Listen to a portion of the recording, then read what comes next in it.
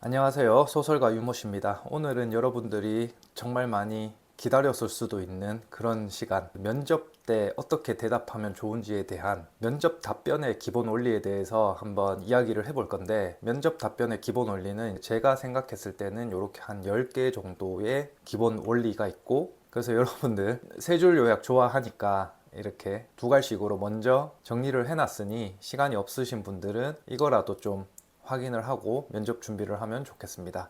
그래서 이제 이 10가지에 대해서 하나하나 좀 짚어볼 건데, 첫 번째로 최근에 되게 핫했죠. 흑백요리사. 여러분들 이 흑백요리사 보셨는지 모르겠는데 두 분의 심사 성향이 완전히 달라요. 그래서 이 두 분 다 되게 유명하고 그 위치에 있어서는 정말 그 전문가시잖아요. 근데 이 두 분이 바라보는 시각이 정말 다르다라는 거를 여러분들도 느끼실 거예요. 이 사람이 왜 갑자기 흑백요리사 얘기를 꺼내냐? 당연히 면접관들도 보는 관점이 다릅니다. 그 말씀을 드리고 싶은 거예요. 그래서 면접관 분들도 성향이 좀 다릅니다.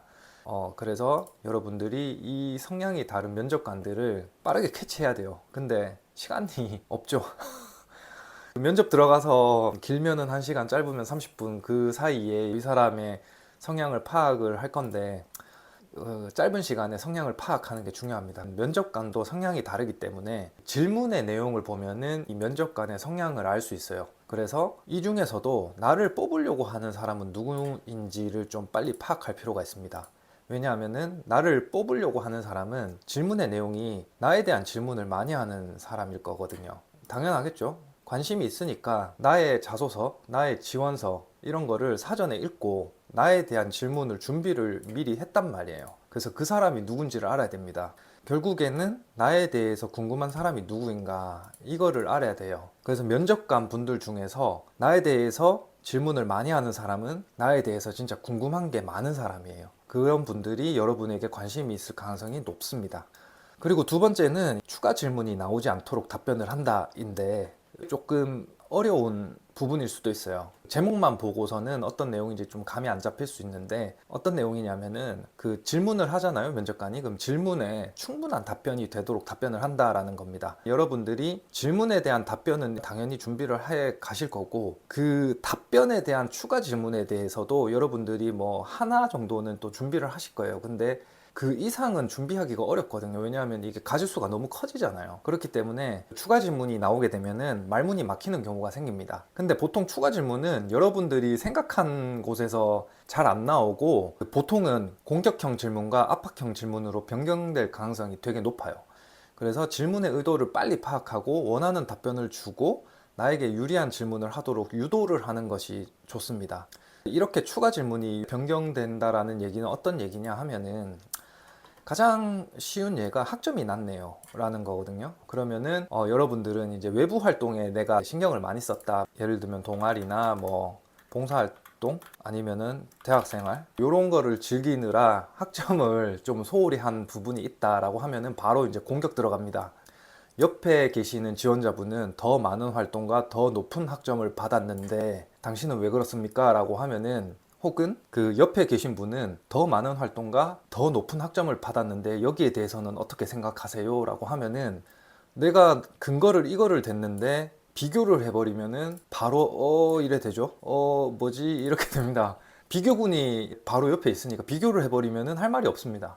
그래서 이렇게 학점이 낮네요 라는 질문은 핑계를 댈 게 아니라 모자란 학점을 채우기 위한 노력을 말하는 것이 더 좋습니다. 왜냐하면은 낮은 거를 내가 인지를 하고 이거를 극복하려고 했다라고 대답을 하면은 핑계라고 안 느껴지죠. 그죠?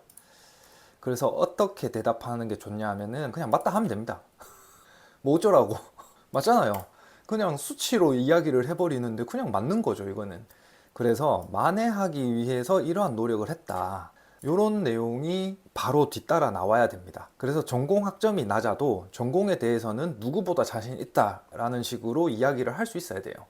그래야 학점이 낮은 거에 대해서 이게 이슈가 되는 부분이 아니다라는 거를 설득시킬 수 있어야 됩니다. 당연하지 않아요? 그죠? 학점이 낮은 부분을 걱정을 하고 있는데 이 사람한테 나는 학점 낮아도 만회하기 위해서 이러이러한 노력을 했기 때문에 전공에 대해서, 그러니까 학점 말고 전공에 대해서는 누구보다 자신 있습니다 라고 그 면접관을 설득하는 거예요. 그리고 이제 여러분들이 예를 들 거예요. 나는 전공 학점을 만회하기 위해서 예를 들면은 뭐 대회나 뭐 자격증이나 아니면은 뭐 어떤 게 있을까요? 뭐 대학원이나 뭐 논문이나 뭐 특허나 등등 이런 것들을 열심히 해서 이런 걸 갖고 있습니다 라고 얘기를 할 수 있겠죠, 당연히. 그러면 여기에 관련된 전공에 대한 질문이 나올 겁니다. 혹은 여러분들이 이거를 성취하기 위해서 했던 그런 노력을 한 내용에 대한 질문을 할 거예요. 뭐 예를 들면은 뭐 대회에서 뭐 인상 깊었던 내용 있나요? 그 자격증을 뭐 얼마 만에 합격을 하셨나요? 뭐 대학원에 가서는 어떤 거를 공부하셨나요? 뭐 이런 질문이 나올 수 있겠죠. 그러면은 거기에 대해서 그냥 답변하면 돼요. 여러분들이 실제로 이런 거를 했기 때문에 여기에 대해서 답변이 바뀌어 버렸죠, 갑자기 질문이. 그러니까 학점이 낮냐라는 질문에서 이 학점을 만회하기 위한 노력에 대한 내용으로 질문이 바뀌어 버려요. 그죠? 그러면은 그 학점이 낮은 거에 대해서 뭔가 부정적으로 생각을 하지 않을 가능성이 높겠죠. 그죠? 그래서 이렇게 이야기를 하면은 학점이 낮은 것에 대해서 이미 인정을 했기 때문에 학점이 낮다라는 거에 대해서 별로 공격을 할 게 없어요. 인정을 해버렸잖아요. 맞다니까? 그 학점 낮은 거 맞다고. 그죠? 그러니까 추가 질문을 학점에 대해서 할 필요가 없어요, 이제. 그 대신에 여러분들이 다른 흥미로운 답변을 했잖아요. 만회하기 위한 노력, 예시 이런 거를 했기 때문에 요걸로 다시 질문이 옮겨가겠죠. 그죠? 소위 나의 페이스로 가져갈 수 있는 거예요. 그 면접을. 이렇게 답변을 하시면 좋다. 그러면 학점이 낮네요 라는 이런 유형의 질문의 의도는 뭐냐면은 학점이 낮은 것에 대해서 내가 불안하다는 얘기예요. 당신이 마음에 들지만은 학점이 좀 낮은 것에 대해서 불안하다. 그래서 이 불안 요소를 해소시켜 줄 수 있냐 이 뜻이거든요. 그래서 학점이 낮아도 전공을 잘 알고 있는 게 맞냐라는 게 이 질문의 핵심이 되겠죠. 왜냐하면은 학점은 수치로 보이기 때문에 이 보이는 게 낮기 때문이에요. 그래서 의문이 있는 겁니다. 학점은 수치로 나오니까 비교가 바로 돼요. 그죠? 여러분들은 이 수치로 보이는 학점이 낮다라는 의문을 해소시켜 주기 위한 답변을 해야지 추가 질문이 나오지 않습니다. 여기서 중요한 게 뭐냐면은 학점이 낮아도 통과를 한 거예요. 어쨌든. 그죠?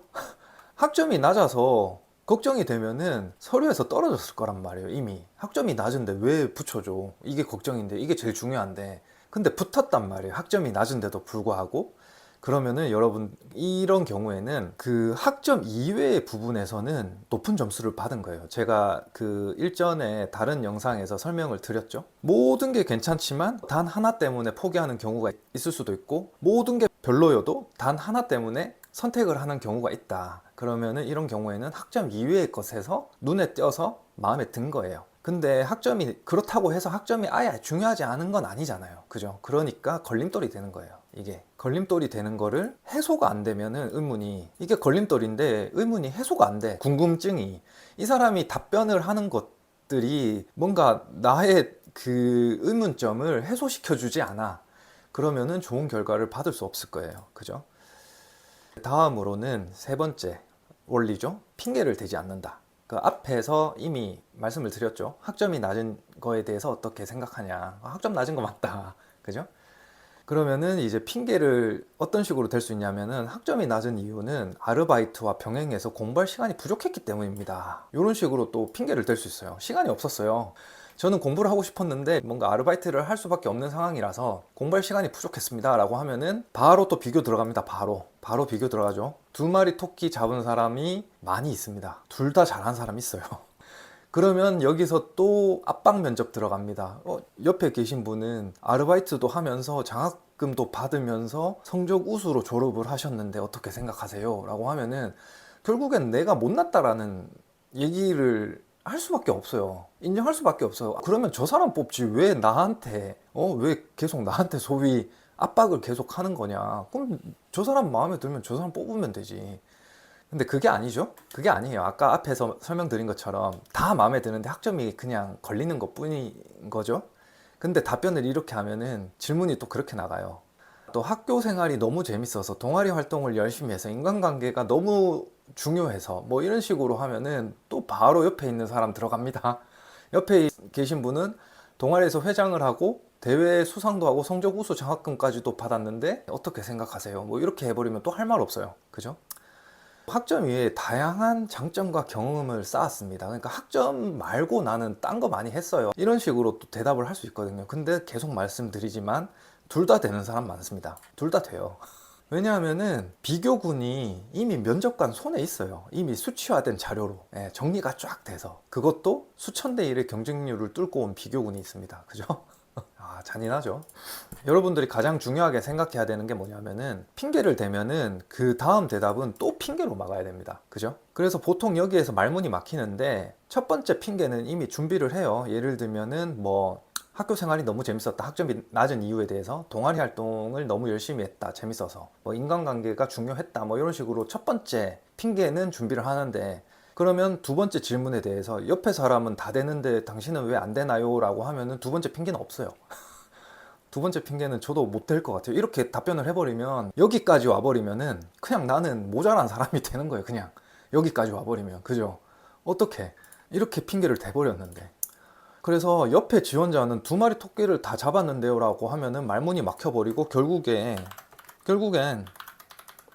내가 미흡하다는 거를 인정해야 돼요. 왜냐하면은 못 이겨, 여러분들이. 여러분들 못 이겨요. 여러분들보다 그 두 마리 토끼 다 잡은 사람이 뭐 많다는데 어떡하겠어. 그러면 이제 면접자는 되게 기분이 안 좋을 거고, 그죠? 그럼 그 사람 뽑으면 되지. 왜 나를 이 먼 곳까지 불러가지고 이 귀한 시간을, 그죠?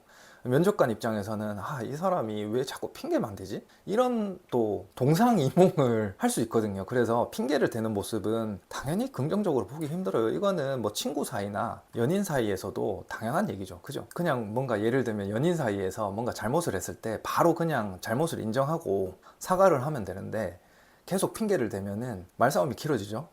저도 잘 못하는데. 그래서 결론은, 핑계를 대는 모습은 긍정적으로 좀 보기 힘듭니다. 그거는 비단 이런 면접뿐만 아니라 인간관계에 있어서도 당연한 이야기잖아요. 그죠?